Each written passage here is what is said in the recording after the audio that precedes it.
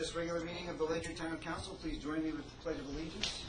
I pledge allegiance to the flag of the United States of America and to the republic for which it stands, one nation, under God, indivisible, with liberty and justice for all.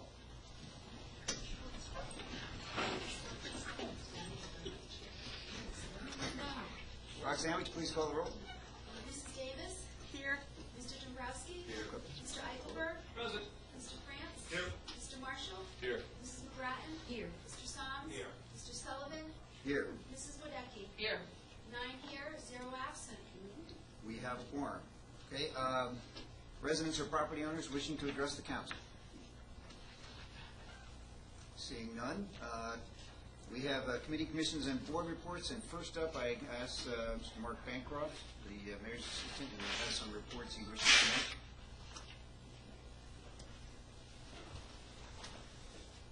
Thank you very much. I just very quickly wanted to give you an update on two things. One, Ocean State job lot, I don't know if you all know, was flooded out. Estimates are between 500 and 750,000 gallons of water in their basement. So if you see that shopping center dark, it's because they had a flood. We don't know the cause of the flood yet, and we're investigating that. But that was. But it was not rain. I'm sorry? It was not rain. It was not rain, no. And fire marshal's been involved in it in the investigation. Ocean State job lot has been on the phone with me pretty continuous regarding that. They don't know if the water is contaminated, not contaminated. They have scientists in doing water testing and all that. They will either have to, if it's contaminated, they'll have to take it out by truck. If it's not, then they'll just pump it out into the system. So I just wanted to let you know, since it's kind of a big flood. The other thing that, as you know, we've been, the buildings and grounds foreman and myself have been working on various estimates for the council chambers, and I'd like for the council to consider it and to assign it to a subcommittee so we know whether to go forward.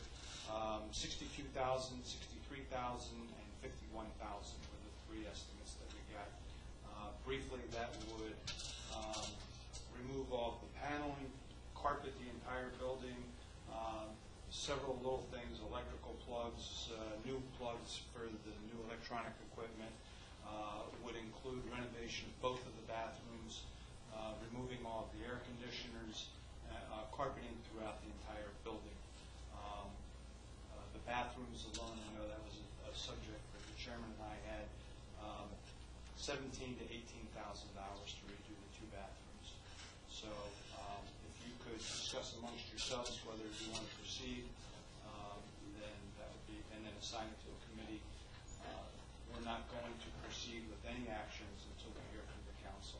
Okay, so we have to go to land use and then finance. So, okay, if you want to proceed, that's fine. But we've invested a lot of time in getting the estimates and trying to figure out exactly what we need to do, what we want to do, and so we're not going to move ahead until we get guidance from the council. Okay, so Chairman Dombrowski, will you take that first? Yes, I will. Okay. Okay. Thank you very much. Do you have a question? Well, I'm still, you know me, it's the building committee. It should have gone to the building. It should go to the permanent building committee. It's over, what's our number? $25,000. There's no harm in sending it to land use. But as a land use committee member, I'm going to say that it should go to the permanent building committee. But I don't think it should go to the permanent building committee if we're not going to do it. I think that's why it needs to go to land use first. It's not a project yet. We have, it's not a project. So if land use, if land use and finance says, yeah, we want to go forward, then it's going to go to the municipal building committee. But until we agree to do it, it's not a project. Okay. Sorry, but that's one point I want to do. Well, except if you read the ordinance, it says that you could send to the building committee. I wish I had it in front of me. I've been carrying it around for weeks. I don't have it with me tonight. But it talks about that we could let them just decide about the project. start working on the project so that it's, that they would have come up with the numbers and that kind of thing. But again, that's just my pet peeve, so. Well, I think we could, but I don't think we have to. And I don't think in this case we want to unless we decide that we're going to do it, because those are some pretty good numbers. That's fine. Okay. Thank you for stretching Mr. Bancroft's 2 minutes. I'm going to do it every time. Okay. You can count on it. And now we have Mimi Pepperwellen here to go over the report for the town manager form of government. This is the final report, and take any questions. Actually, Jeff Kulo, I'm sorry. the vice chair, is with me, and you're just here for questions. Okay. So we have a report, and if you are at home, you can see. Can we call it up on the screen, Roxanne?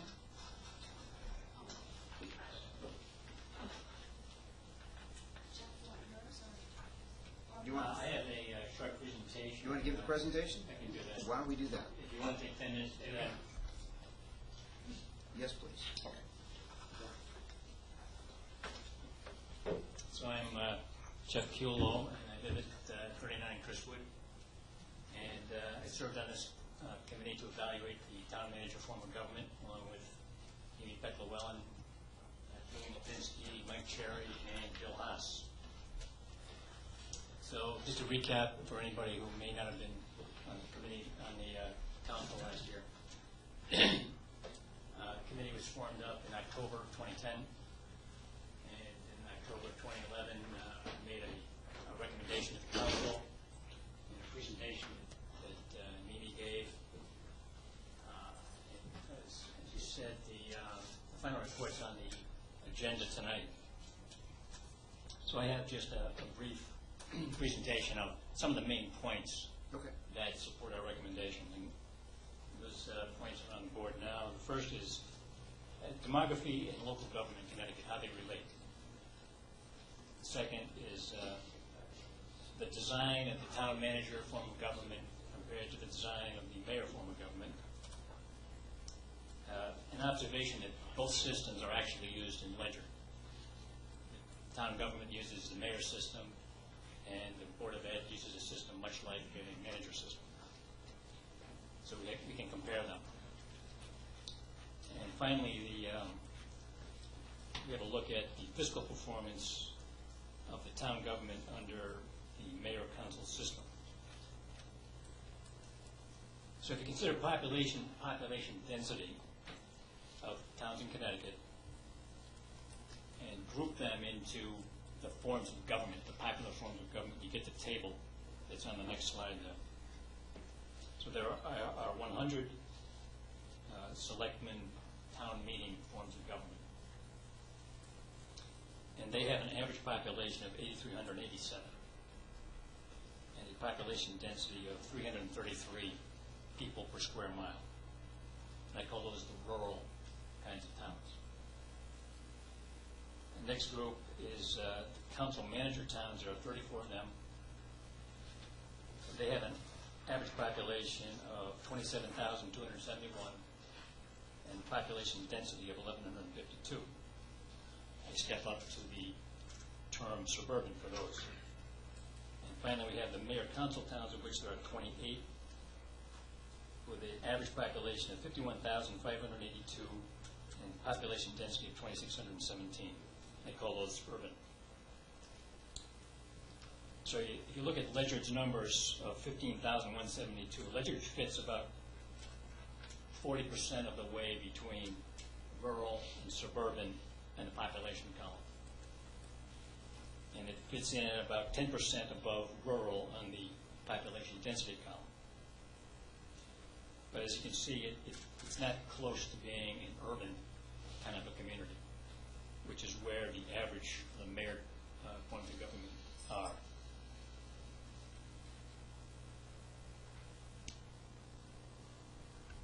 The mayor-council system provides for separation of powers. That's its basic feature.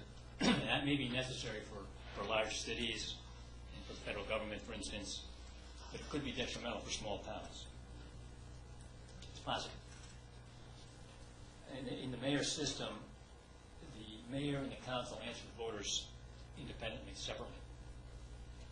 So it's basically a two-branch form of government. So if the two branches work together and they solve the problems and don't create new problems, then everybody can take credit and job well done. But in this system, working together is not required, so that when problems come up, there's an opportunity for each branch to blame the other. In the manager system, you have one branch of government, and that's simpler. Obviously, one branch is simpler, I think, than two branches. And if you're an engineer, you always go for simpler. Whether it's a mechanical system or a system of people, there's always less maintenance and repair if it's simpler. And a town manager is like a CEO of a company who would report to a board of directors, or like a superintendent who would report to a school board. In these cases, both parties have the incentive to focus on achieving what works, and in most cases, it's for the voters.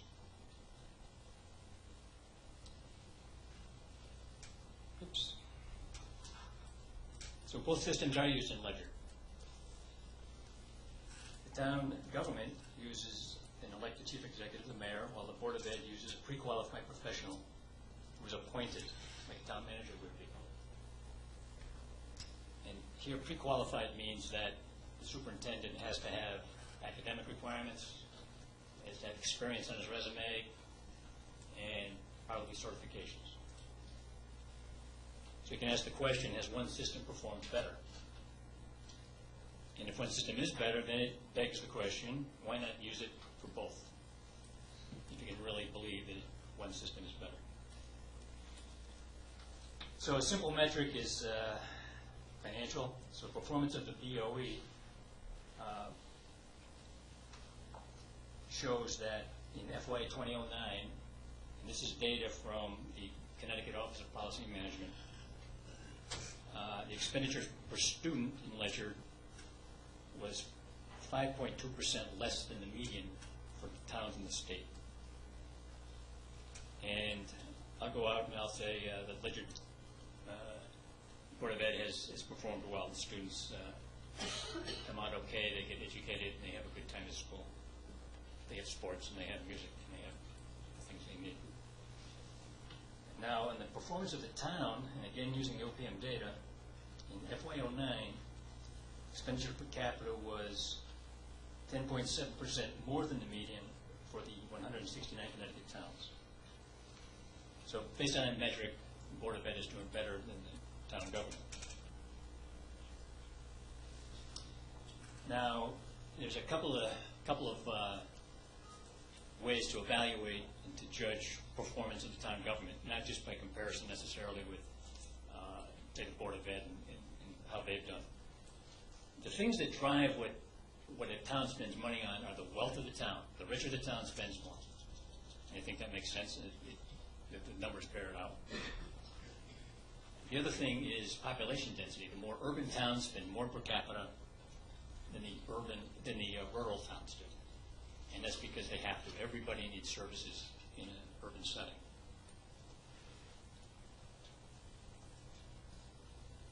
So here's the bad news, I guess. In FY09, it seems that Ledyard spent 15% more than it had to on the town government. And that's by comparing Ledyard's number per capita of $1,163 with the rural number, which is 927. And the 927 is the 78 towns out of the 100 selectmen towns that are rural that have had the 22% of the very wealthy towns removed from the list. Also take 22% away from the manager towns, and you get a similar number of 1,076 per capita. That's what was spent. The reason for removing the wealthy towns is that it's unfair to compare, Ledyard to places like Darien and West Weston and Greenwich and Fairfield. People are loaded with money. They spend, and it doesn't, you know, they don't feel it. So what I'm trying to do here is come up with what is the baseline, what's necessary to run a town, not including discretionary stuff. So there's my 15%. I just go back and I say, well, you know, if you take about halfway between rural and suburban, which, you know, based on the 30,000-foot view looking down, that's where Ledyard is. And again, without looking at any of the details in the budget, big picture only, Ledyard's number is high. So that leads us to the same recommendation we made in October, which is change the Ledyard form of government by replacing the position of mayor with the position of town manager. That's it. Okay. If there are any questions, we can take those. Councilor Davis has a question. When you looked at the town of Ledyard's budget, Ledyard being very unusual in that the Blue Cross Blue Shield is on the Ledyard side of the budget, did you remove that number? I used the State Office of Policy and Management number, which is different than the Ledyard number. The Office of Policy and Management number is based on an audited report that Ledyard sends them. Yeah, the town's adopted budget in 2009 was 48,412, of which 28,462 was general government and 19,950 was, I'm sorry, 28,462 was Board of Ed and 19,950 was general government. But we know that there is over 3 million, close to 4, on the general government side that actually belongs on the Board of Ed. The numbers as compared to what the OPM has, and I don't know how they get it. I guess from our audited reports, they don't reflect the in-kind numbers. Okay. It's more than just the Blue Cross that we pay for the town side in-kind. It's significant other, Nursing. yes. Yeah, There's workers' comp, there's health insurance. The health insurance. Yeah, even so, I'm not sure how we go from these numbers to those numbers, but it's neither here nor there. It's substantial, it's 10%. So if you're talking 5.2% less than that 10%, yes, that kind of math, you got to swing to your Board of Ed is greater than the median. It would be. It's comparable. And that's right. And if that's the case, I did not dig into what the state did.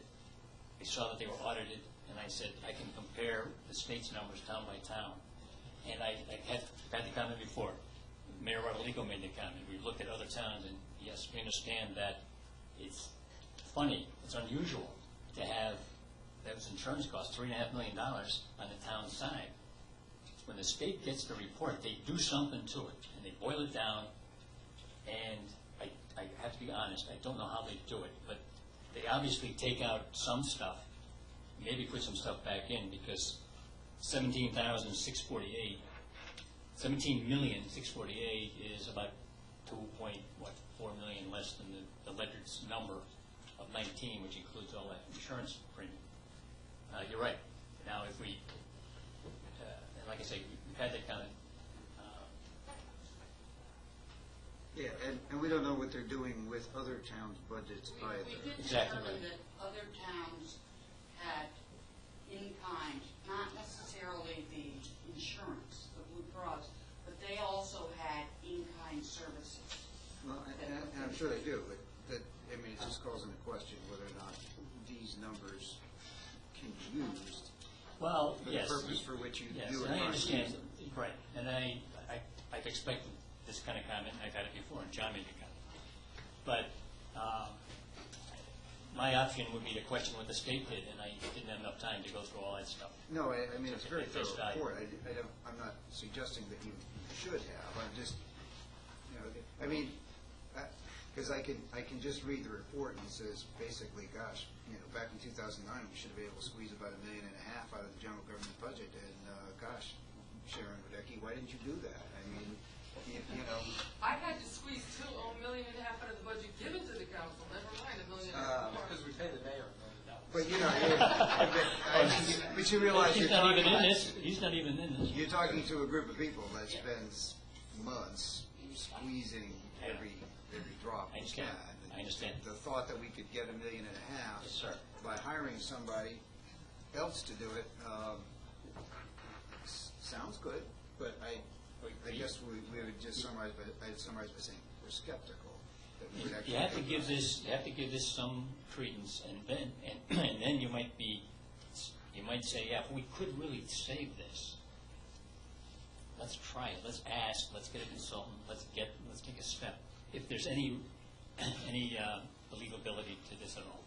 Yes. But we also want to highlight that this recommendation just didn't come out of dollars and cents. Right. Because there is a whole lot more that we found that benefits the town to have a town manager. And that we spent, he's the engineer and the money person, but I was the historical person, the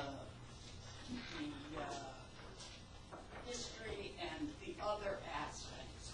If it was just dollars and cents, we would be able to say, hey, yeah, this was, we could save 5%. We're going to go through this headache to go from mayor to town manager, but it wasn't just dollars and cents. And everything being equal, even if we didn't save a dime, we know that percentage-wise, bond,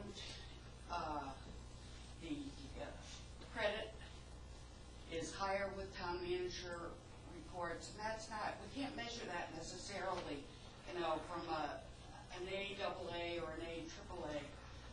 We can't necessarily measure that in dollars and cents.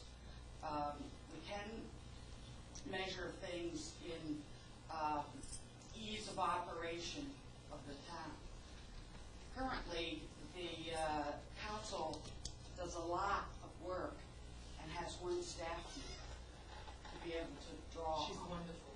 And yes, we agree wholeheartedly, but it doesn't seem that there's an equitable distribution of staffing for the amount of work that the town council does and the rest of the town.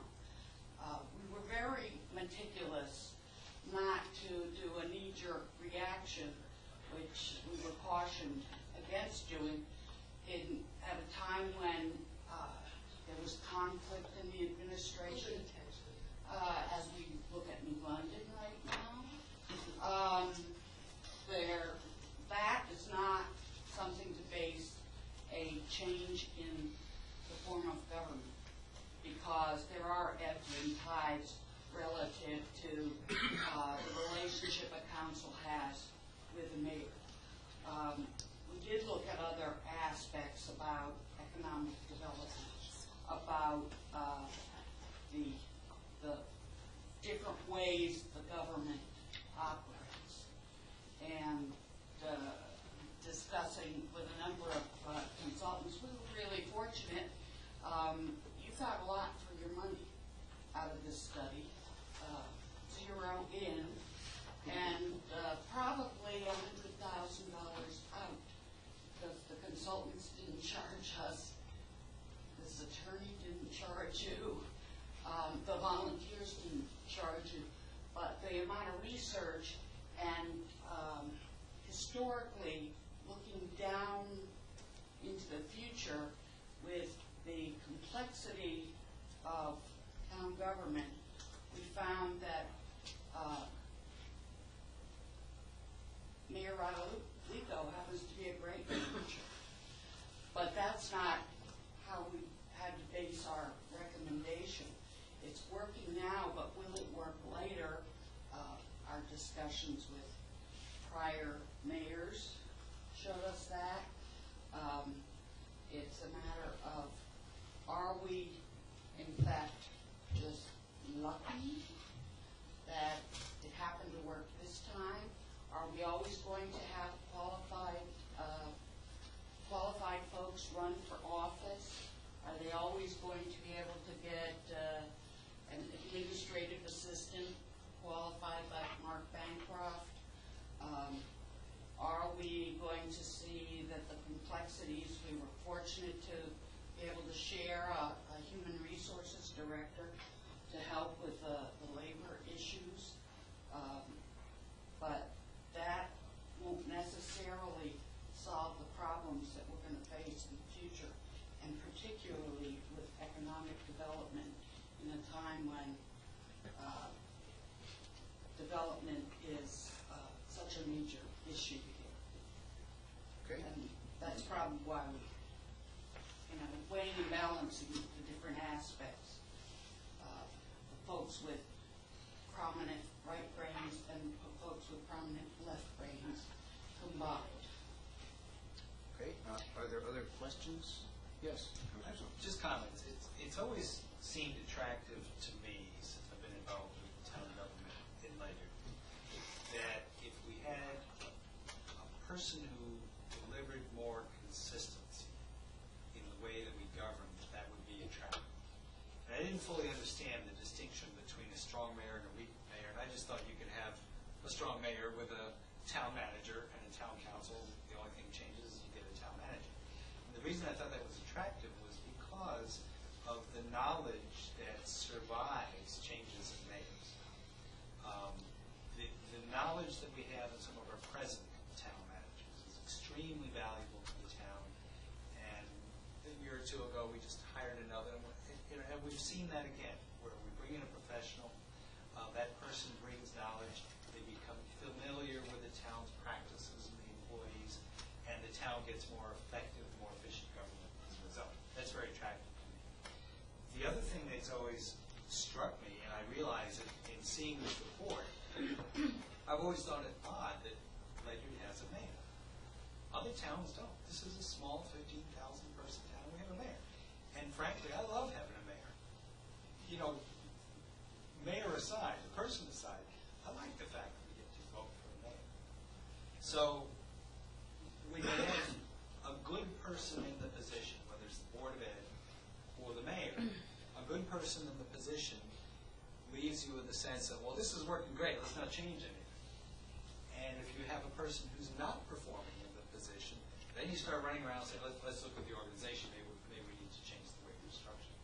But it's always come back to me, especially since this report, if you set, as you did, if you set the people aside, the names of the positions, it does strike me as a mayor in this very small town.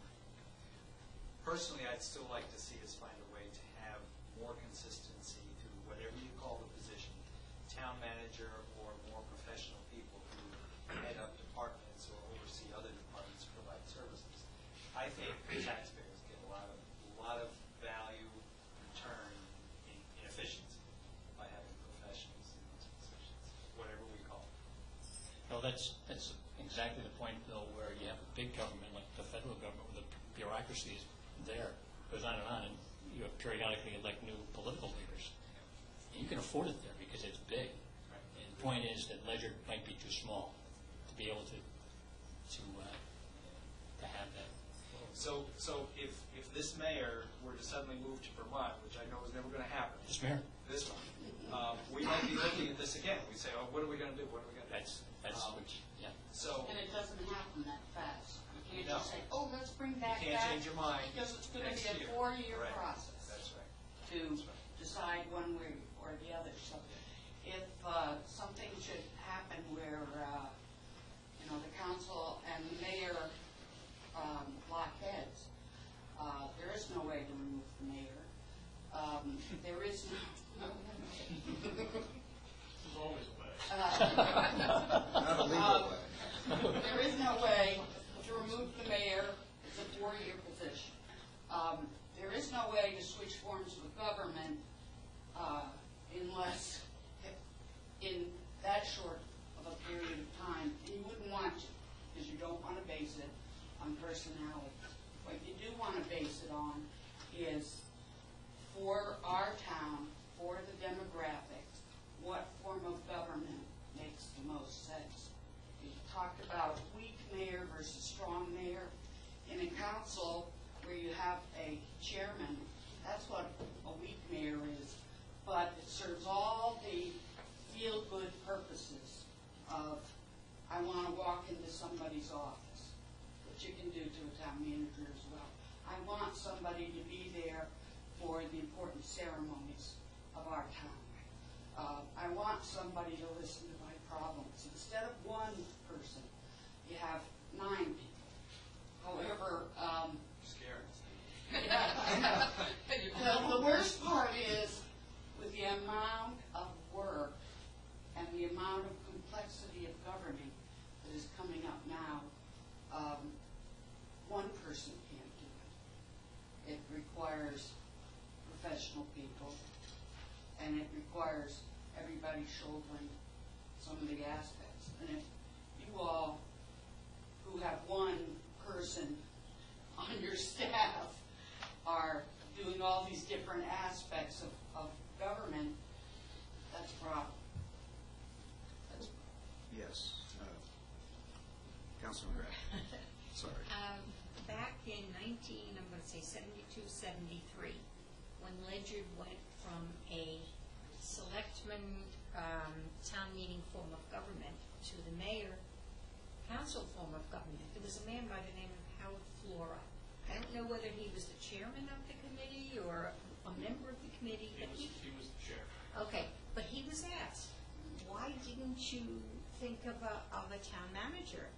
And his answer was, we felt the town manager would have big ideas and would be too expensive.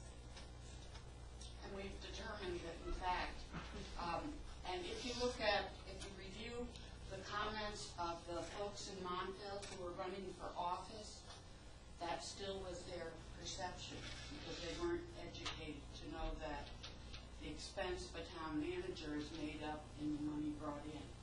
Some of the folks we interviewed showed that. And big ideas, who would think we would have a multi-million-dollar casino sitting in our backyard and those types of things. So yes, that is a perception, and that is why what the recommendation we made to provide community education is so important. So Councilor, important. question?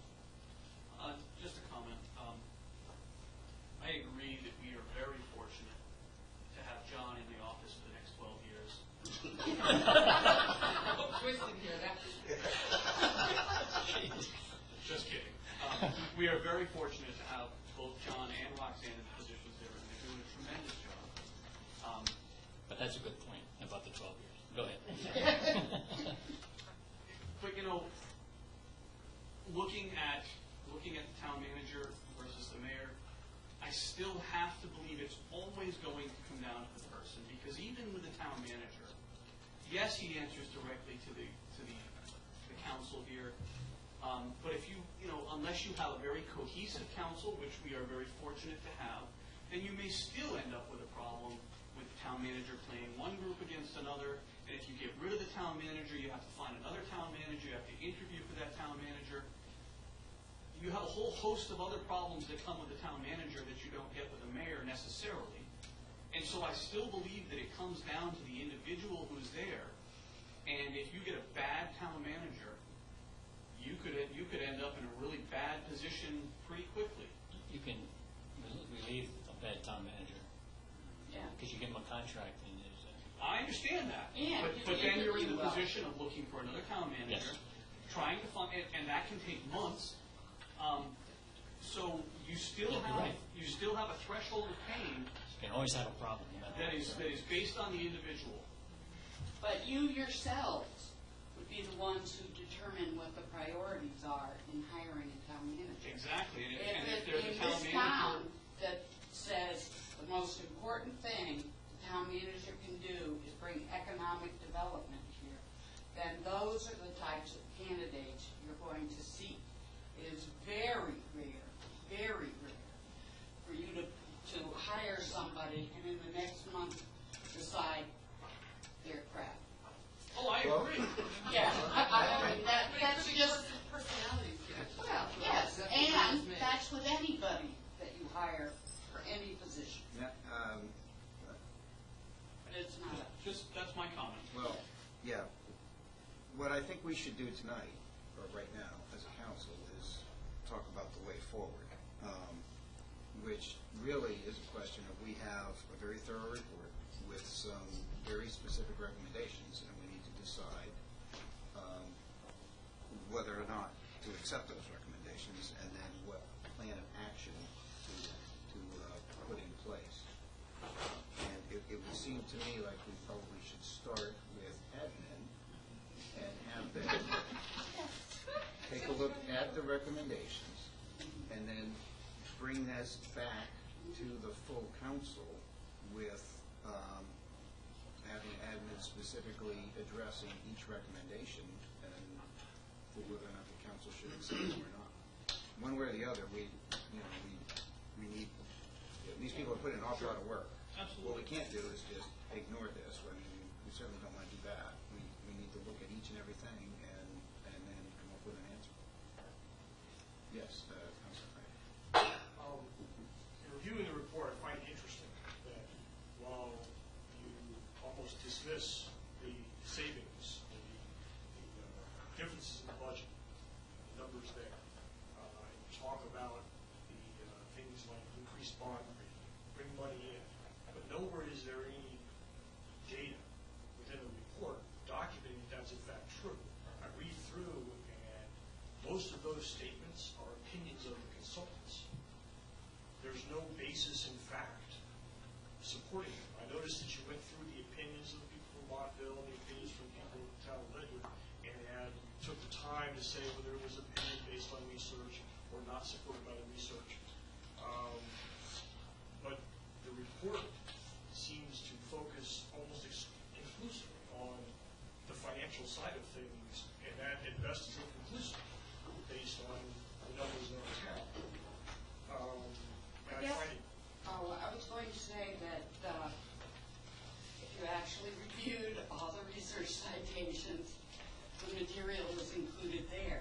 If you want us to pinpoint the specific citations that address certain of your concerns, we'd be able to do.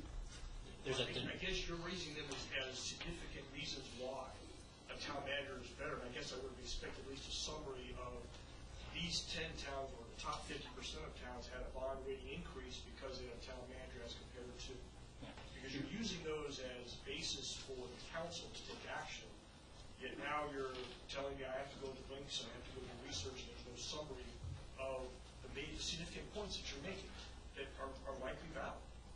Actually, that wasn't the most significant point. It was off the hand, but research, they didn't provide that type of research for the towns in the state of Connecticut that we could get, but the other research we did for that, not just to fight opinion. If I could follow up quickly on an answer to Councilor Davis's point that she brought up about which column the insurance premiums are in. In the report, we used the total number per capita, the BOE plus the town, and made that comparison, and for exactly the reason that, because we've had this comment before, so that regardless of how the state divides the money versus how the town does, you get that comparison. It's very similar to if you just look at the state's town numbers, except instead of 2.5 million, it's like, I think 1.7 million. But it's the same direction. You're just using the whole thing. I just wanted to point Well, out. except now I'm confused because you said that the government side could have saved 15%. But you're telling me you combined numbers, so why wouldn't it be the entire, maybe it's the Board of Ed that spent 15%. Maybe it is. Maybe it is. So that would have nothing to do with the mayor. That's right. That's right. Now, but if you look at the state's numbers and the Office of Policy and Management numbers, the Board of Ed looks like it's not spending above the median. Because they're not counting the Blue Cross Blue Shield. I don't know what they're counting. I don't know. It's all of the in-kind that make a big difference. Councilor Dombrowski. And to continue on the same, you have a calculation of potential cost benefits in general government versus education for Yeah. expenditure. It specifically stated, you know, here we got 2.23 million excess expenditure on general government, but nowhere have I seen this report where it says how a town manager is going to reduce, what's the town manager going to go cut the budget to reduce that 2.3 million? I wish I was a town manager. I can't answer it. But no, it's kind of a, but it's Yeah, one I know. of the You're right. potential cost You're right. factors you put in the report. You're right. But now you're not telling me. We're what kind of the throwing town this over to manager- the council. You threw it over to us, and now you say, okay, well, how is the town manager versus the mayor going to save almost 5% of the budget for the general government expenditure? If we had a budget, if our committee had a budget, Mimi would have hired a Hired the consultant. But you look at the town budget to say, what items would potential the town manager decide that he would need anymore? You're right. What line items will be the? I explicitly told myself, I'm not going to do that. Okay, because I know you do that. But you're comparing apples to oranges here, and you're telling them, hey, we're going to save 5% on our budget for the general expenditure side, and I'm not trying to say that this is, you know, oh, look, the Board of Ed, we're great in the town government. You guys are lousy because you're spending over the per capita for the state. But there's no hard evidence to say that in Ledyard that's really true. I mean, I'm not, great if the Board of Education keep below the state average, but okay, who on the town government side, because we can't, but literally, what would a town manager do different than a mayor to cut the expenditures for the general government in the town? Well, Probably nothing. well, we showed what town managers do, But and that but you means took an average. reorganization. Yeah, but you took an average of a whole bunch of towns, and there's no real direct correlation or comparison to a town equivalent to the town of Ledyard.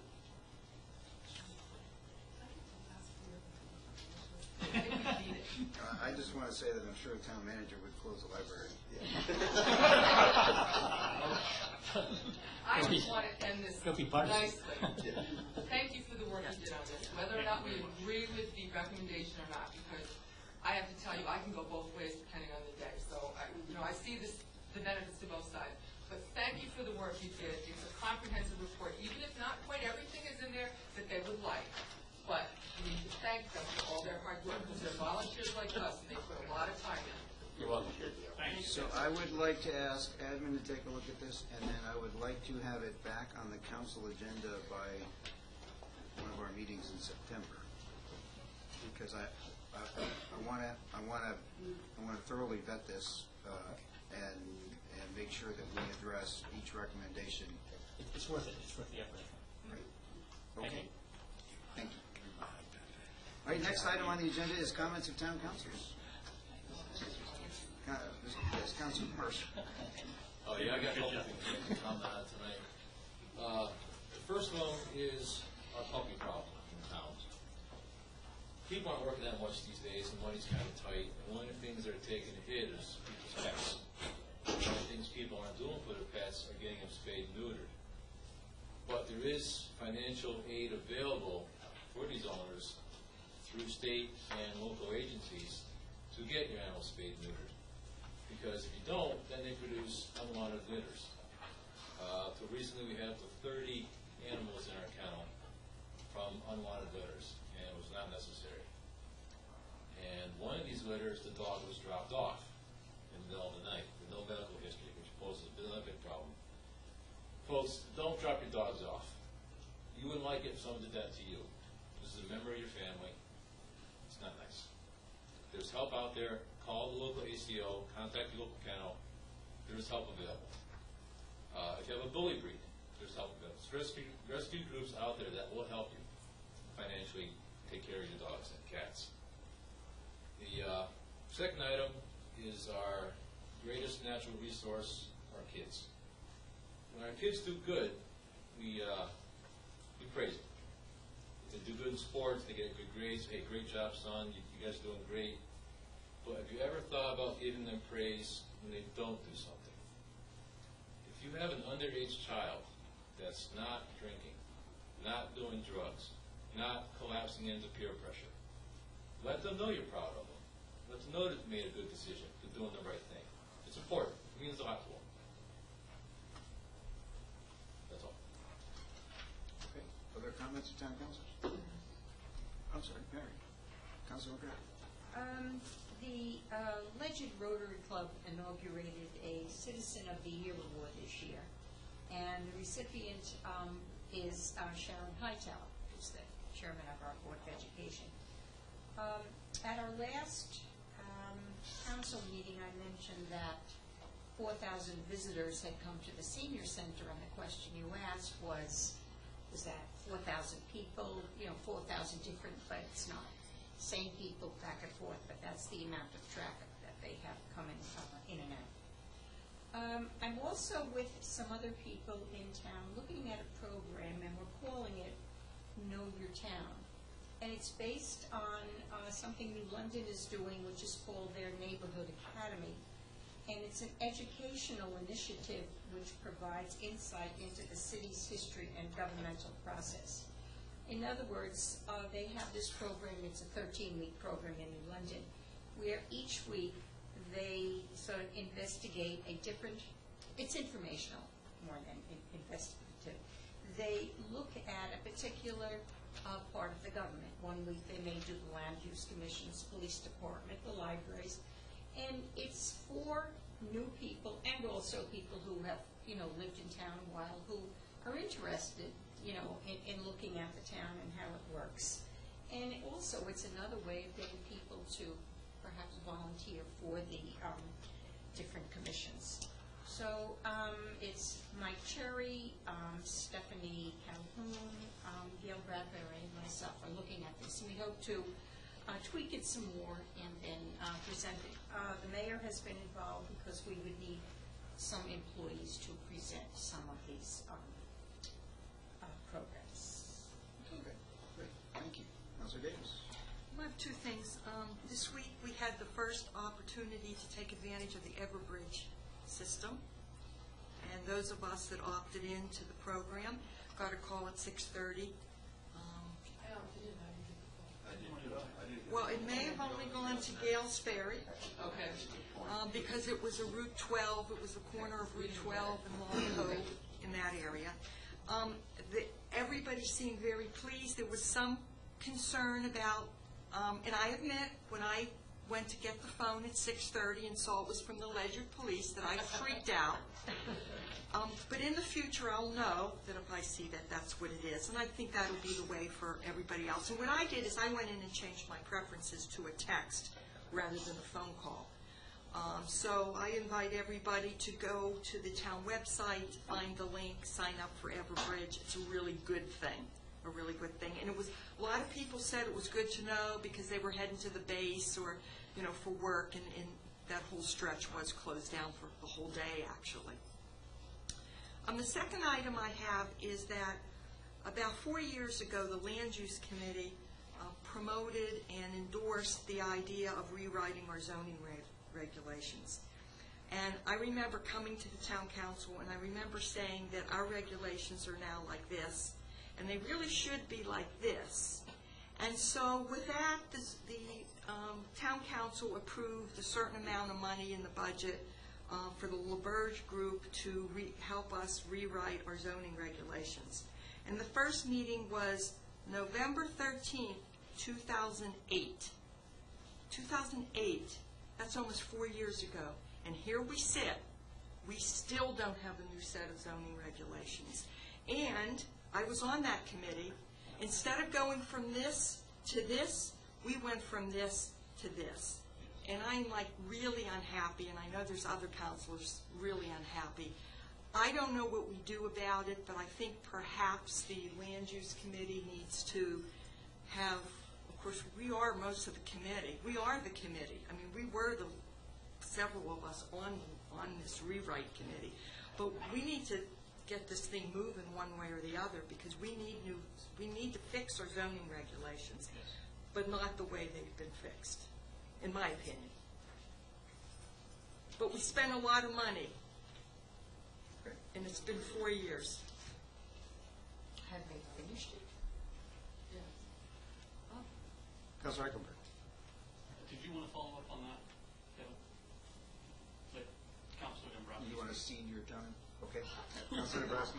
This is a comment to continue on the current zoning commission is planning on moving forward with the The way they're written? They're gonna ready to schedule the public hearings. Yeah, a say in that as council. Unless we get a lot of people to come to the public hearing. Well, sure. Yeah, the zoning commission that makes they adopt regulations, But they are planning on moving. assuming they adopt them prior to having a combined planning and zoning. Councilor Eichelberg. This has to do with, if you passed through the valley in Gales Ferry recently, you cannot help but notice just how fast they're moving on CVS. Several people in town have commented to me on that.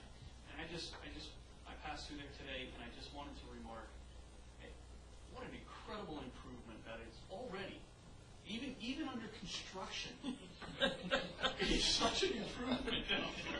I can't wait to see CVS up and running, and just so many people in town have commented to me on what an improvement that is, and so I wanted to make that statement.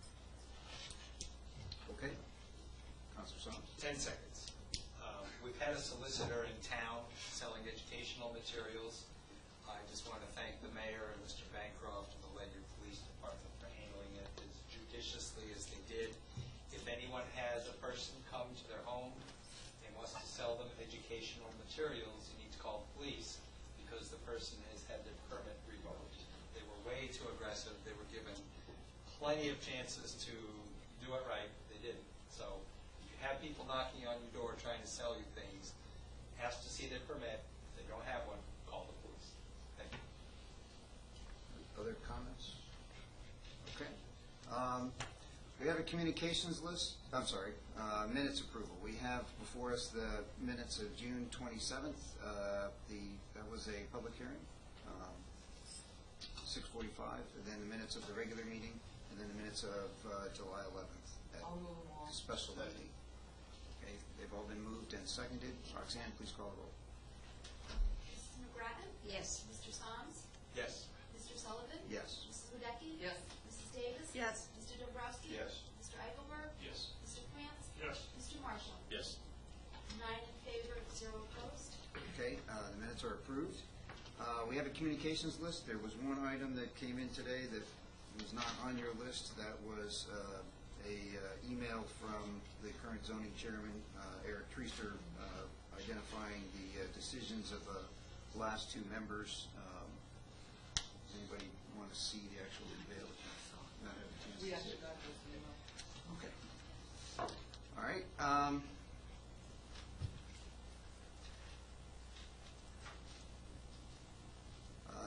Subcommittee and liaison reports. Administration. Councilor Eichelberg. The administration met earlier tonight. During our meeting, we had a discussion on the town ledger blight ordinance draft. There were some significant issues. We have pushed it back to land use at this point. Land use is going to make some changes and send it back to us. We also looked at the tax abatement and moved forward the tax abatement ordinance for the, let me move down here, sorry. For the housing low and moderate income. We moved forward all of the appointees for the new planning and zoning commission. And we also set a public hearing for the tax abatement for the low income housing, with a couple of other items, and that was essentially our meeting today. Okay. Any questions for administration? Community Services. Councilor Marshall. We met last week, and we removed a couple items from our agenda. One of them being the exercise programs at the senior center. That item's been beaten to death. I'm done with it. The other one was the Meshutucket issue, and that item is in the mayor's office. They're going to handle that. Bob Burns came by and spoke to us on the farmers market. The market is doing very well. The health inspector from Ledyard was out, no problems whatsoever. It's doing great. It's taking off in leaps and bounds, and hoping to get some new products in there. And they have a three-piece band that shows up once in a while, and it's really doing great. And I recommend everyone go out there at least once this summer before it's over. I went to a trail committee meeting last month, and they have applied for a 501c3 status, which will allow them to take donations and will allow the people to take the tax break that comes with that. And that was that meeting. questions for community services? Finance, Councilor France. Other than the items that are on the future agenda for the council, the continued discussion modification of ordinance 114, dealing with the appropriations to furnish the ambulance service. Feedback from the LD's director, we are extending his review by LD's of the changes to the comment to the August 15th meeting. Okay. Any questions for finance? Information technology, Councilor Davis. We spent our whole meeting reviewing the town's website and making some changes, some tweaks. We think it's improved. Again, if anybody sees anything, any links that don't go where they need to be going, let us know, because we hope to do this, what we did at the last meeting, once every several months, and continue to improve it. I will note that as we were sitting here earlier, I found the 2009 budget, and I didn't have any problem finding it. That's very good. The links worked. However, I submitted my report, and obviously I don't know what I'm doing because I don't see the little thing on my screen that people should be able to click on and see my report. So Yeah, clearly I did something wrong. You have no report. So You need training. I need training, obviously. Okay, any questions for IT? Okay, land use, Councilor Dombrowski. I'll just add, this is my report for the different show. Oh, good, thank you. I feel much better. Yeah, but he's just land use. Yeah, that's true. You know how to do that. Good point. We did meet, we also discussed the tax abatement ordinance, which we have forwarded on to admin. We also discussed the tree trimming, harvesting on town-owned property, of which I wrote a letter to the Conservation Commission, met with them to get their input on it. We also discussed possible sites for the police facility, which we forwarded to the Municipal Building Committee, which I believe is the one that they finally settled on, was the Outlaw Drive location, if I remember correctly. That's what I heard, or they're still discussing, but that was They have 4 sites. yeah, 3 or 4 sites that they've narrowed down on. We had discussion with the Commission for Senior Citizens, the Chairman, FX Williams, regarding several issues, which I won't put in the name, but then we also forwarded the lease agreement for the FIT. Okay, any questions for land use? All right, Board of Education, Councilor Davis. You probably saw in the paper that the CAP scores are in.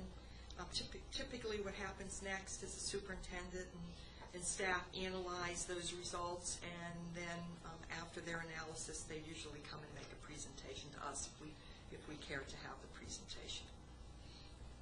Okay, any questions for the Board of Education? You would care to have the presentation. I mean, I could summarize it probably. I mean, did anything change drastically enough that we need to get the report? I only saw what was in the newspaper, so. I can tell you my wife was thrilled with the 4th grade results.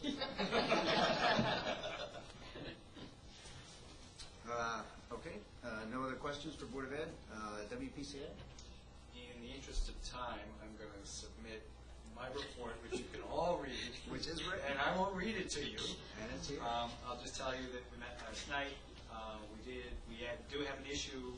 We're waiting for Emory Engineers, as I mentioned earlier, to provide a design for the pump station, and that is important. Outstanding accounts receivables are holding steady at $46,000. We got some more information about finances for the WPCA that was provided by the mayor, and he has got a person assigned to it working on it with the WPCA office personnel. And finally, the WPCA reviewed 2 policies, so they're moving on that as well. So to be clear, there is no proposed rate change on the table and no specific timetable to bring one forward? Is that true? That is what true. you're saying? That is true. Okay. All right. Any other questions for WPCA? Are there any other liaison reports? Yes, Councilor Franks. When I go back to the Finance Committee, we had one other topic that Councilman reminded me of. We had a discussion about, the Finance Committee have a special meeting for our insurance company, town insurance company, to provide a presentation on health savings accounts as an option, potential option for the town. And this morning they had confirmation that will be held at 6 o'clock on August 8th, likely in this room for that meeting. Okay. Councilor Wadecki. Liaison for the fire department, our new fire truck arrived. Took a little stop at a Ford dealership on the way here. It had a little problem, but the new fire truck is here. And the firefighters, Gillespie and Ledyard, both did a walkthrough at the CVS last week before they put up all the walls, so they know where all the firefighting things are, and made some changes and suggestions. So they are aware of, they're doing the whole plan of how to fight a fire there and everything. So hopefully there'll never be one, but it's great when they have a plan. Okay. No other liaison reports. Mr. Mayor. Okay. You've all seen correspondence concerning the millstone drill that will happen next, the millstone drill was last week. And I appreciate Councilor Dombrowski filling in for me on that one. A hurricane drill will be Monday and Tuesday. And this is going to be a little different because this is going to involve a good number of people that work for the town. Your representative will be there. Some of you have volunteered to come also. This is a voluntary. This one is not mandatory, but Ledyard will be participating. Our Public Safety Commission Chair, Sean McGuckin, has been very active in putting this together. This will be very visible with the state. What we're trying to do here is something we've never done before, and that is to get town employees, starting with department heads, to realize that any situation like this that came up, that they're part of it, and then that would filter down to their staff. At the same time, our Emergency Services Administrator, Russell Shaw, is putting together not a policy, we have policies, but a plan for what does everyone do. I always use the analogy, when you teach people the fundamentals of baseball, you teach them that any ball that's hit, all 9 people do something. You don't do that when they're 6 years old. But that they're all moving, they're all doing something. And that's something that we have to realize. In an emergency, every town employee has the potential to help. And we're looking to assign some people which are very obvious assignments, and others to see that may be used in various capabilities. So that will happen on Monday and Tuesday, and 8 o'clock at the EOC, and I hope to see some of you there. The Mount Decatur hike on July 7th was fantastic. It was attended by 106 individuals, most of whom had probably never been up the mountain. It was one of the hottest mornings I can remember this summer. But Styron did an incredible job in terms of clearing the area. Boy Scout Troop 12 was there, took people up the mountains. Our emergency services people were there, monitoring the area. And of course, the Galesburg United Methodist Church allowed us to transfer through their property.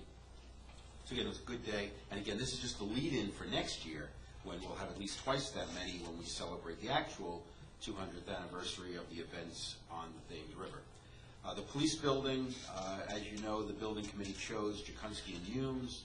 I signed the contract today for a total of $6,500 of the $20,000 that you've allocated. That money will basically do everything that I asked for in my letter, and also will keep the architect involved through May of 2013, which is the date that the superintendent of schools and I have agreed that we will come forward with one or both or none of our projects. So we were very encouraged with him.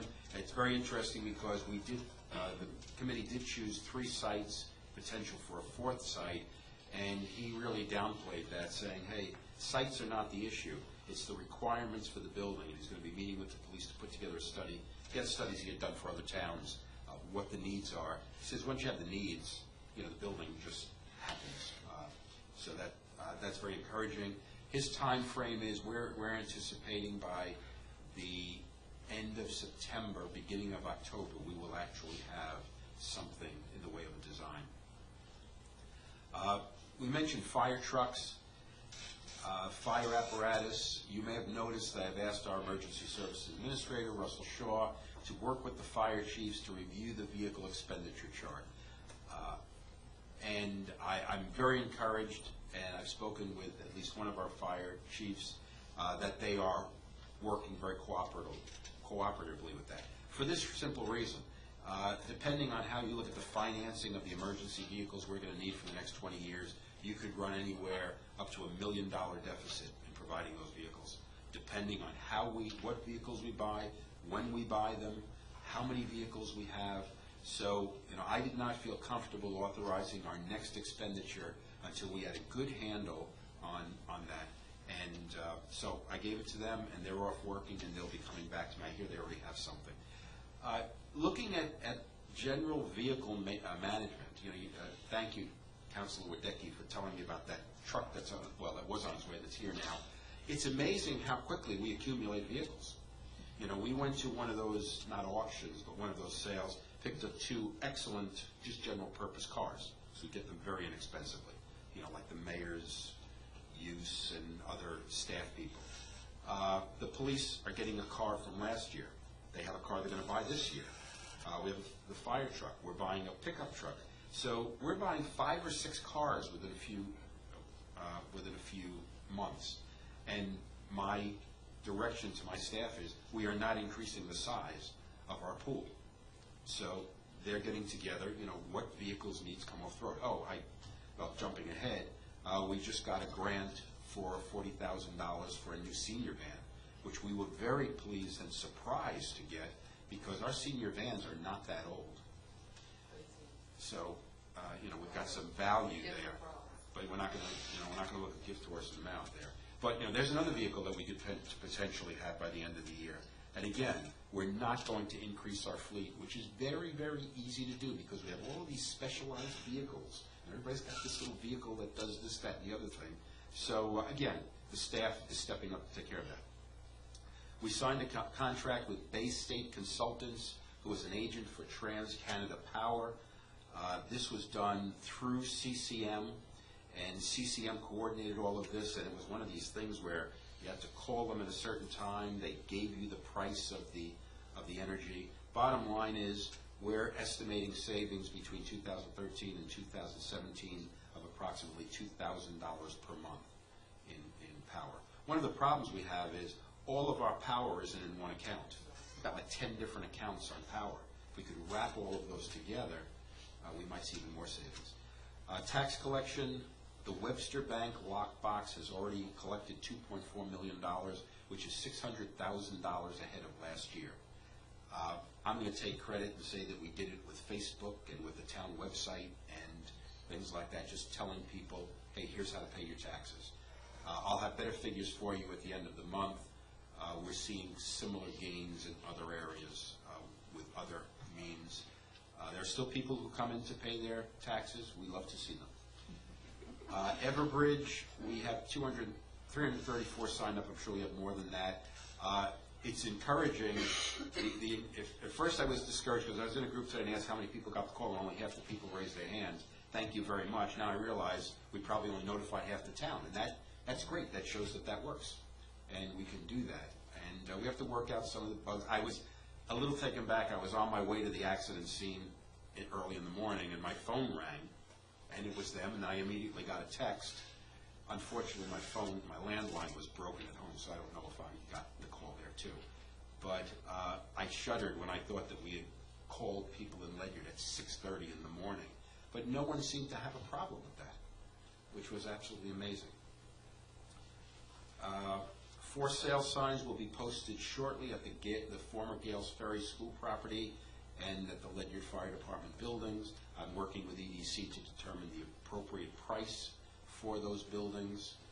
It's very difficult when you have 2 pieces of property that have existing but of little value buildings on them, which drive a lot of the appraisal of those properties. So we're working on that. So if you see a sign there, you'll understand what it is.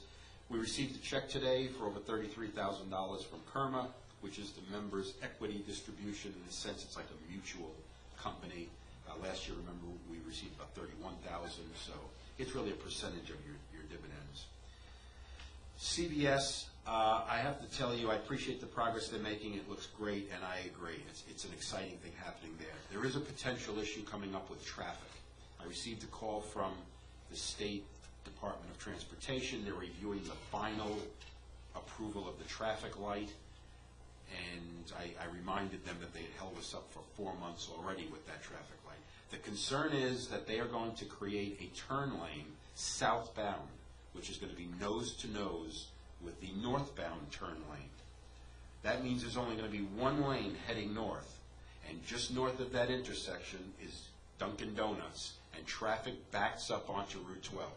So you're going to have people heading north trying to get through there, you have people waiting at Dunkin' Donuts, and you're going to have those people heading south stopped at the light, 10 cars back, that want to make a left-hand turn into Dunkin' Donuts. I expressed my concern when this came before zoning. I don't know what recourse we have with the state, but that is going to be a dangerous situation. There's already a dangerous intersection, and the light is not going to help what we have there. And finally, the Land Use Department met today with the representative from People GIS. This is the software that we're buying for that department. I was thrilled. I was really thrilled. This is going to take us from paper to electronics. Our department essentially works all paper nowadays. People will be able to come in, there will be terminals there, monitors for them to apply. Everyone will apply electronically. The permits will all be coordinated, so when you take out a permit, you will have building, zoning, wetlands, conservation, Ledyard Health District, planning. They'll all be on one form. As it goes through the process, the applicant will be able to check to see how his application is progressing. As he gets approval, he could get an email, the building department just approved, your permit. So this is going, when all is developed, this is going to be a great program for land use with applications for seniors, the town clerk. It is an incredible program, and I think it's a big advance for our departments. That's my report. Volpe property? Where are we with that? Any other questions? Didn't you ask about that at your house? Okay.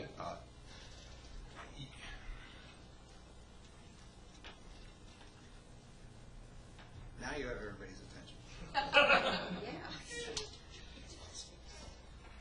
This was early this spring. This was considered to be a high priority program, and we received a lot of encouragement from the state to proceed as quickly as possible to get an agreement with Mr. Volpe on the property. At their urging, and I have notes from meetings I was in, we created a contract. I did not sign the contract, however, I feel we had a verbal agreement with Mr. Volpe what the terms should be. We did an appraisal, and while the appraisal was being prepared, I expressed my concerns to the state. What happens if the appraisal came in lower than the price? And that's what happened. So we're having difficulty contacting the state as to what the next move should be. And that's essentially where it is. Now, the good news is this property and everything associated will cost significantly less than what the state has allocated for this project and purchase of this property. However, getting through the hoops with the state may be a little bit, may drag out a little bit. I don't see anything pressing happening as far as this going on, so I will keep you informed how we progress. Thank you. And on the Everbridge system, can we look into what it would take, perhaps another phone line in order to have the should it say something besides Ledyard Police on your caller ID? I have that on my list to discuss that with the police. What exactly generates? It's coming from the Ledyard Police Department, so it's probably on a phone line that's coded for Ledyard Police. So you need to recode the phone line or put it on get a new one. Somebody mentioned that it's there said Town of Ledyard. Now, I'm not sure how that's possible, but it seems to me that that would be an Probably dialing out on multiple numbers. Yeah, so- using different numbers to call out whatever number is available. Right. And that's probably what it is. But Town of Ledyard comes off at 6:30 in the morning much better than the Ledyard I Police. believe the Board of Ed does the same thing. Yes. You get a call from the school, I'm pretty sure it says town, which would be ideal. Okay. Other questions for the mayor? Yes, More of Councilman a Hurd. comment on a little bit of trivia history on Mount Decatur. About 30 years ago, the then town council thought it would be a good idea to buy Mount Decatur. So we schlepped up there, struggle, my arm still hurts from Emile Gerard pulling me up. So we got to the top and decided, nah, this really is not a good idea. The liability would be horrendous. Also, Dow was not willing to sell it to us, and United Methodist Church did not want us traipsing through their backyard. So that idea just fell through. I thought of it the other day. Thank you for that. And the visual. The visual was very good. Okay, any other questions for the mayor? All right, we have some items listed on the agenda under old business, but those have been rendered moot by the earlier town meeting. These motions have to do with taking things off the table about the property acquisition from the Holmbergs and the easement, but that was already done earlier this evening at a town meeting. So then we get to new business. Before we do that, does anybody wish to amend the agenda? Seeing none, the first items under new business, I'll move the consent calendar. 1 and 2, consent calendar. Second. We have a motion and a second. Roxanne, call the roll. Mr. Soms? Yes. Mr. Sullivan? Yes. Mrs. Wadecki? Yes. Mrs. Davis? Yes. Mr. Dombrowski? Yes. Mr. Eichelberg? Yes. Mr. Prance? Yes. Mr. Marshall? Yes. Mrs. McGrattan? Yes. 9 in favor, 0 opposed. Okay, the motion passes. Item 3, administration. Okay, bear with me on this. Motion to appoint the following members to the Planning and Zoning Commission in accordance with ordinance number 128. Excuse me, just for a second. Now, we have a difference between the written agenda and what's on the web. Which is correct, Roxanne? Excuse me? The printed agenda has the floater position. Are we supposed to do that? Is Right, it- yes, we're supposed to, oh, they're just backwards. Oh, they're just backwards. Yeah, one's Okay. 4 and one's 5. Okay. Well, we're on 3 now. Well, okay. Oh, right, 3, one's 3 and one's 4. They're both on there, it's just, Which agenda are we supposed to be following? The computer one, the one all of us have. Okay. Electronic age. Depends on which one goes in the town clerk's office. I just flipped them. It is the floater's position is number 4. Okay, So very well. you could do either way. They're both on the agenda. Please proceed. Sorry for Okay, that. I'll start over. Yes, I know. Yes. You read one whole sentence. Okay, I'll make a motion to appoint the following members to the Planning and Zoning Commission in accordance with ordinance number 128. So he said we're An just. ordinance combining the Planning Commission of the Town of Ledyard with the Zoning Commission of the Town of Ledyard.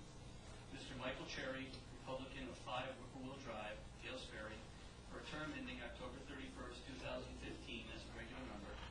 Mr. Edmund Lynch, Democrat of 11 Redbrook Lane, Ledyard, for a term ending October 31, 2015 as a regular member. Ms. S. Naomi Rodriguez, Democrat of 6 St. Peter's Court, Ledyard, for a term ending October 31, 2014 as a regular member. Ms. Paula Jackson, unaffiliated of 239 Avery Hill Road, Ledyard, for a term ending October 31, 2014 as a regular member. Mr.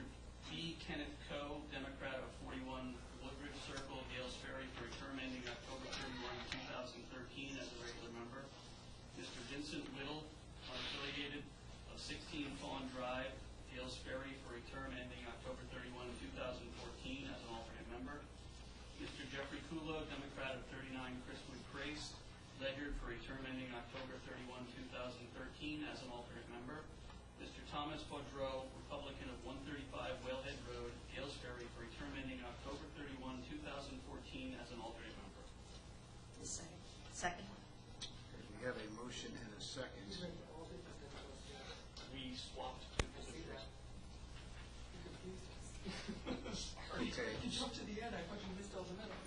So for clarity, the printed motion has been The amended printed motion has been amended. to swap Paula Jackson and Thomas Boudreau, where Paula is listed on the printed agenda as an alternate, but she will be, under the motion, she will be a regular member, and Mr. Boudreau, who is listed as a regular member, will be an alternate. That is correct, exactly.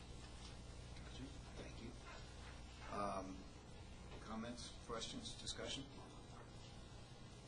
Okay, I'm happy we were. willing to volunteer. I'm happy we were able to fill out the new combined commission. Roxanne, please call the roll. Mr. Sullivan? Yes. Mrs. Wadecki? Yes. Mrs. Davis? Yes. Mr. Dombrowski? Yes. Mr. Eichelberg? Yes. Mr. France? Yes. Mr. Marshall? Yes. Mrs. McGrattan? Yes. Mr. Soms? Yes. 9 in favor, 0 opposed. Okay, the motion passes. All right, item 4, administration. I'll make a motion to approve a proposed job description, floater position for the mayor's office / finance department / town clerk's office as contained in the draft dated May 30, 2012. Second. Okay, we have a motion and a second. Is there any discussion, questions? Position says finance department, town clerk, to the city mayor's office. Yeah, the actual document. I mean, and it doesn't address anything about the mayor's office there, so. Except that the person works for the So mayor's I think office. it's floater position for the mayor's office, which is, Well, it's called floater's position for the finance department, town clerk's office, so I'm asking, is it going to be also floating in the mayor's office, and if it is, shouldn't that be in the job description?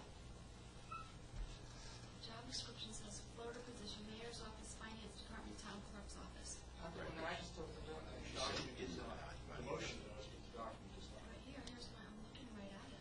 No, in the body.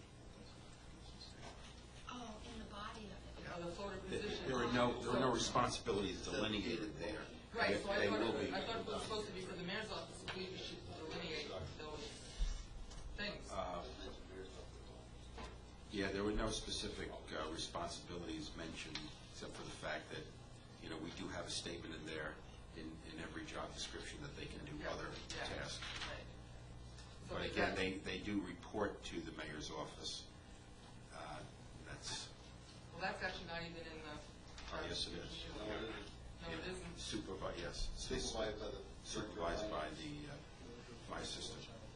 No, that's not what it says. That's what it says. No, we're Floater looking- is supervised by the director of finance of the town. That's why I asked the question, because it doesn't mention the mayor's office at all. Okay, let me just, Assistant. Oh, what we're, yeah, and the should say approval the date mayoral is, assistant. the approval date is December 9th, 1992. Something's amiss here. Mine says mayoral assistant. Yeah. If you click You know it, what, I think, if you open up the legislative file, the attachment, I think, is the old job description that Okay. the Administrator of Human Resources attached as a document. Okay. But if you open up the legislative file, the actual job description that is within the body of it, Oh, yeah, there it is. Okay, got it, that's what was thrown in. Okay, The one that was so- below it, that was the only one that was there. Okay. if you click on the legislative file, the attachment is the old PDF to show what the old one was, because there was such a dramatic change. He couldn't really do track changes on it because there were so many changes. All right. Yeah. This one has what it has what I was asking for. Okay, that's why I was confused when you said it's not in there. I'm looking at it, I'm like, Yeah,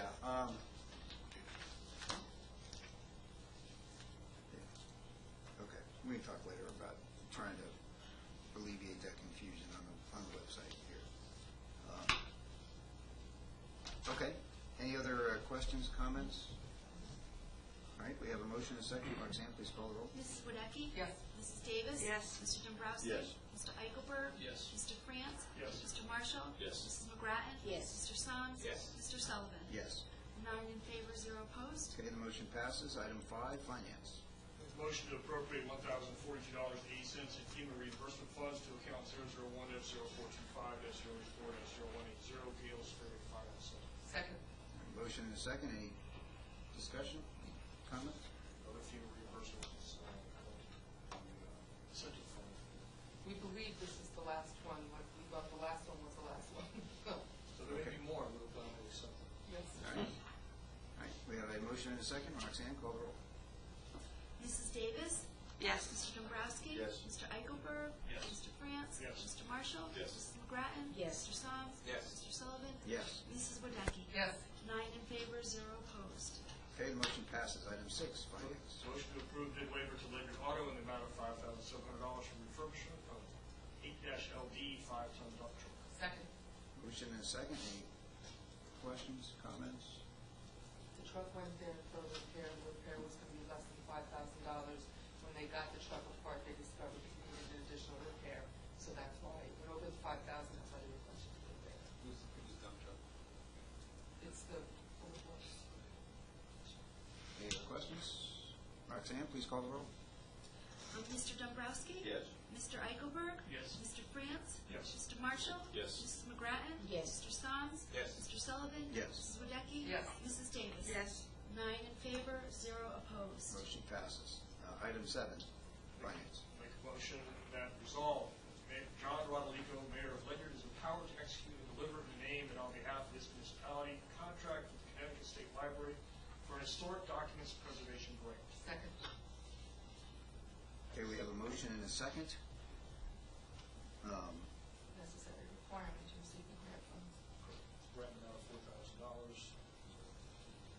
for containers. Okay, works for me. Any other? If you don't approve this, then Mike Curley will be here next meeting. Okay, Roxanne, please call the roll. Mr. Eichelberg? Yes. Mr. France? Yes. Mr. Marshall? Yes. Mrs. McGrattan? Yes. Mr. Soms? Yes. Mrs. Sullivan? Yes. Mrs. Wadecki? Yes. Mrs. Davis? Yes. Mr. Dombrowski? Yes. 9 in favor, 0 opposed. Okay, the motion passes. Item 8, finance. Motion to authorize the over expenditure of account 001-001-024-0120, legal services town council, fiscal year ending June 30, 2012, to pay Perkins Covey services for the months of April, May, and June. Second. Okay, we have a motion and a second. How much do we need to transfer here? We're not transferring, we're over expending We're over, how much do we ever expend? $20,000, approximately $18,940.85. All right, thank you. Any other questions or comments? Roxanne, please call the roll. Mr. France? Yes. Mr. Marshall? Yes. Mrs. McGrattan? Yes. Mr. Soms? Yes. Mr. Sullivan? Yes. Mrs. Wadecki? Yes. Mrs. Davis? Yes. Mr. Dombrowski? Yes. Mr. Eichelberg? Yes. 9 in favor, 0 opposed. Okay, motion passes. Item 9, land use. Motion to authorize the mayor to sign a proposed lease between the town of Ledyard, the Ledyard Board of Education, and the Ledyard Fair Incorporated as contained in the draft dated July 13, 2012. Second. Okay, we have a motion and a second. We had a public hearing on this matter earlier this evening. There were a couple of technical changes that were suggested, and then there was one item of discussion that lasted a bit. So let's take the technical changes first. We're looking at the proposed lease. Somebody please help me remember what they We were. need to add the First paragraph, the 6th line after the high school, add the middle school, listed parking lot. Okay, And the mayor was going to put back in the language about Ledyard Center School. yeah, that's not the one I was talking about. It's a technical change. That's the one we're going to get to in a minute. The other technical change is in the second paragraph. The last line says parking lots during the hours of 6 a.m. through 3:30 p.m. We need to add the words on the school days.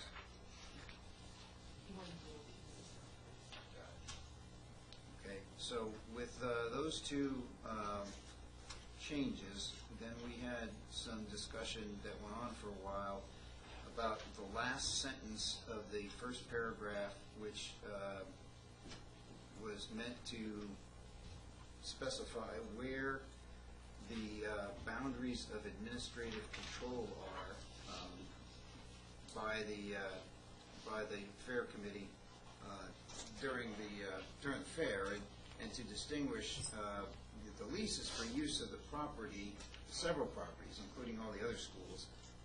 And so where there's use of a parking lot, although I don't think it actually says it, but it's for the purposes of parking, and reasonably the tenant would be able to control parking on every parking lot that they were given use of. administrative control goes more towards control over any property.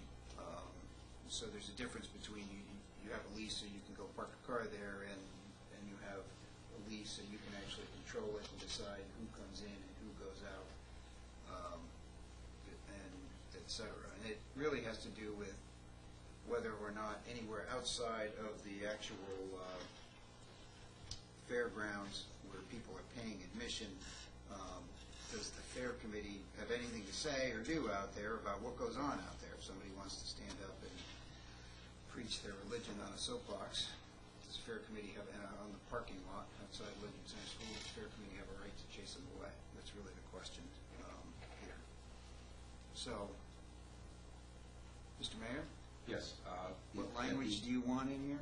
At the end of the first paragraph, the last several words have been crossed out.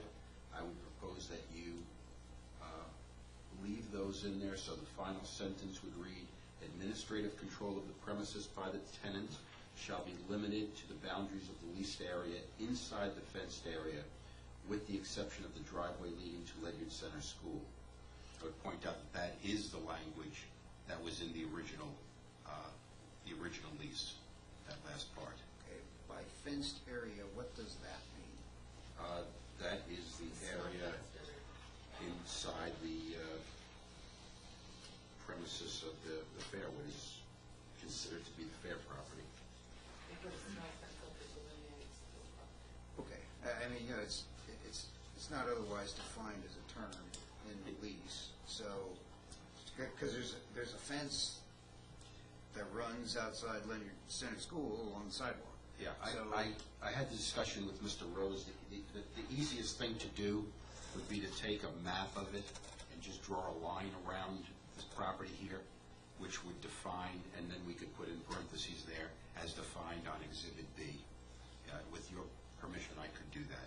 I just happen to have that particular plot of property, a picture of that, and I think we agreed that that would probably be something that would be very helpful. Okay, so, And then lose it. Private joke. Okay. No, we know where that is. Yeah, okay. so this means they have administrative control is confined to inside the fairgrounds except for the driveway at Ledyard Center School? Plus the driveway. So is that like a double negative? That means they do have, because it kind of reads like a double negative. Yeah, it does. Yeah, it does. What might be the suggestion if you were to make Exhibit D Yeah. that lays it out. And I will The be- administrative control of premises by the tenant should be limited to the boundaries of the leased area as described in Exhibit D. Okay. As described. That's I depicted. will do that. Oh, he wants it Depicted, depicted. as depicted in Exhibit D. You're going to give us a picture, right? Not words. Was that yes? Can I get some pictures? Depicted, as depicted in Exhibit B, yes. And what I will do is I will prepare that, and I will show that and get agreement with them. So you're happy with that? Mr. Rose is happy with that? I mean, do we have agreement now, or? I think we do. Yeah, as long as we have the line that goes in the areas that we are using now, yes. Okay. And is the council have any questions or comments on that? No. If they got agreement, then that's what we gotta go with. Okay, so the words, Roxanne, have been changed to administrative control of the premises by the tenant shall be limited to the boundaries of the leased area inside, No. as depicted on Exhibit B. Okay. So with those three changes, are there any other comments, questions, or discussion items? Yes. Sorry I didn't ask this sooner, but $1 million general liability insurance coverage seems awfully low to me. I only say that because back in 1985, when I rented my little 1,500 square foot office, I was required to have $1 million general liability policy. And it just seems low to me, so I'll make it as a comment. I mean, I'm certainly... And to tell you the truth, it wasn't specified before, and that's a number that we use, I mean, to people who, teach a 15-person class over at the Gales Ferry School. I don't know, what is your policy? I guess I should have asked you, you know what the... That's pretty much what our insurance agency is set up with. Yeah.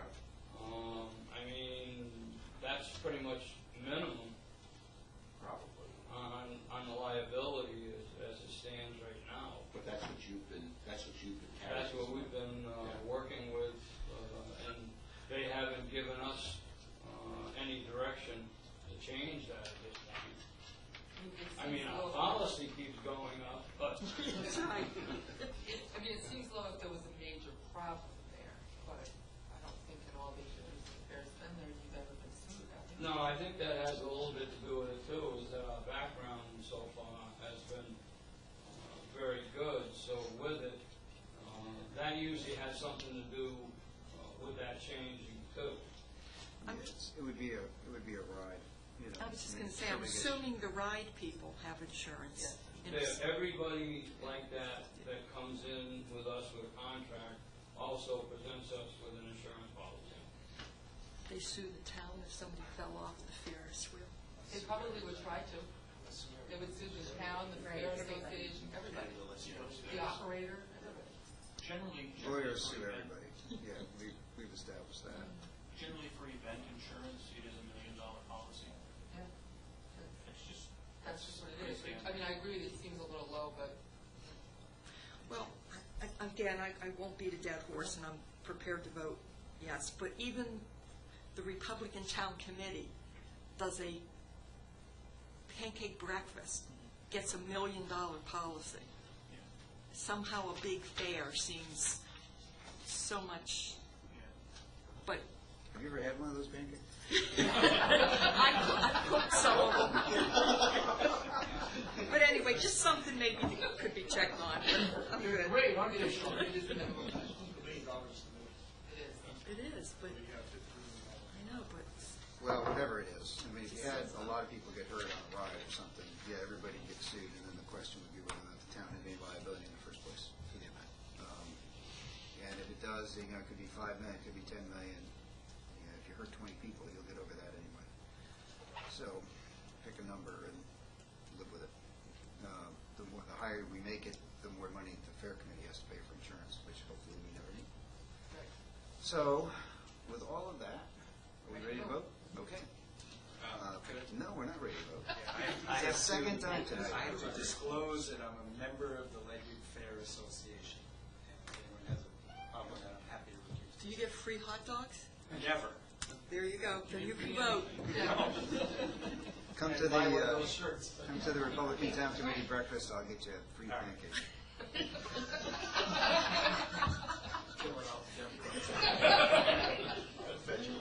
That's the plan. Roxanne, would you please call it? Mrs. McGrattan? Yes. Mr. Soms? Yes. Mr. Sullivan? Yes. Mrs. Wadecki? Yes. Mrs. Davis? Yes. Mr. Dombrowski? Yes. Mr. Eichelberg? Yes. Mr. France? Yes. Mr. Marshall? Yes. 9 in favor, 0 opposed. Motion passes. General items. Number 10, I move to appropriate $9,500 to prepare supporting documents to accompany a steep grant application in the amount of up to $500,000 for streetscape improvements in Ledyard Center and the completion of Phase 2 of the Town Green Project to be paid from CNR account 210-01-4305-53340 Fairgrounds Project. In addition, grant a bid waiver to Frost and Kent of Mystic, Connecticut in the amount of $9,500 to prepare the supporting documentation for the steep grant application for the streetscape improvements in Ledyard Center and the completion of Phase 2 of the Town Green Project. Okay, we have a motion and a second. why don't you just come to finance? I don't know. The application for the steep grant has to be completed in this case, and we're struggling to even get it to this council. So I have no better reason than that other than The application to the grant has to be this big by August 1st. I know, but we must have known that 2 months ago. We only realized the amount last week. All right, have some peace.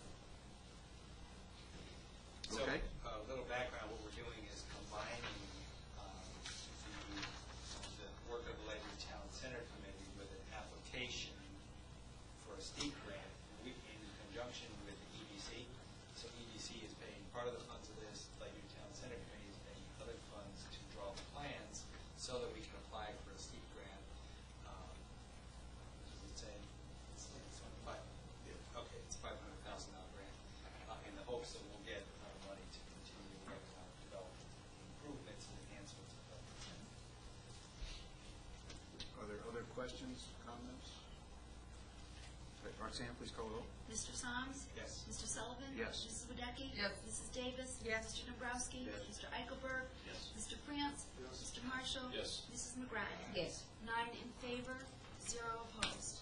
Okay, the motion passes. Item 11, I move to grant a bid waiver to Kent Frost of Mystic, Connecticut to assist with preparation of the Main Street Investment Fund grant application and authorize the EDC to expend up to $12,000 for their services. Second. Where's the $12,000? It's going to come to the CNR fund, they'll have to come up for a separate. Okay. There's no count for the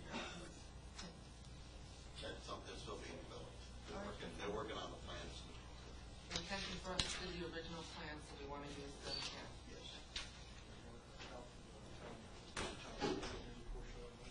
This would not be within the Ledyard town center, because this is for a small town, the Main Street grant to do on the Route 12 corridor. Separate. Any other questions? We have a motion and a second. Roxanne, call the roll. Mr. Sullivan? Yes. Mrs. Wadecki? Yes. Mrs. Davis? Yes. Mr. Dombrowski? Yes. Mr. Eichelberg? Yes. Mr. France? Mr. France? Mrs. McGrattan? Yes. Mr. Soms? Yes. 9 in favor, 0 opposed. Motion passes. Motion to adjourn. Second? Without objection, we are adjourned.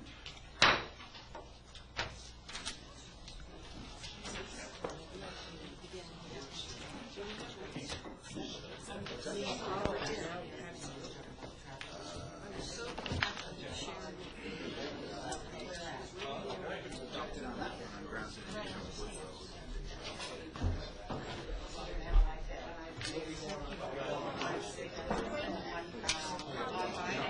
Not remove white, that was the condition, CBS was,